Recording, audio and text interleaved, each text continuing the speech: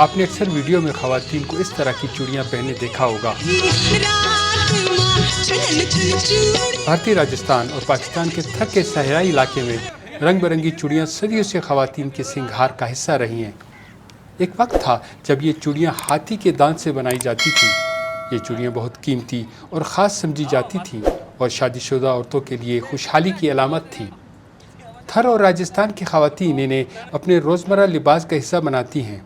خاص طور پر شادی شدہ خواتین عموماً اپنے بازوؤں کو مکمل چوڑیوں سے ڈھانپتی ہیں اور روایت کے مطابق چوڑیاں ہمیشہ طاق تعداد میں پہنی جاتی ہیں، جیسے کہ 21، 51 اور 101، جو خوشحالی اور برکت کی علامت سمجھی جاتی ہیں۔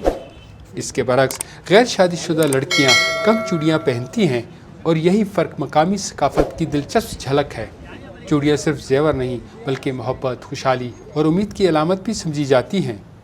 شادی بیاہ کی تقریبات ہوں یا میلے، چوڑیاں ہر تہوار کا لازمی حصہ ہیں۔ ان کے پہننے سے صحراؤں کی صدیوں پرانی کہانیاں زندہ ہو جاتی ہیں۔ یہ تھی چوڑیوں کی خاص روایت۔ آپ کی ثقافت میں کون سا زیور شادی شدہ اور غیر شادی شدہ کی پہچان ہے؟ کمنٹس میں ضرور بتائیں۔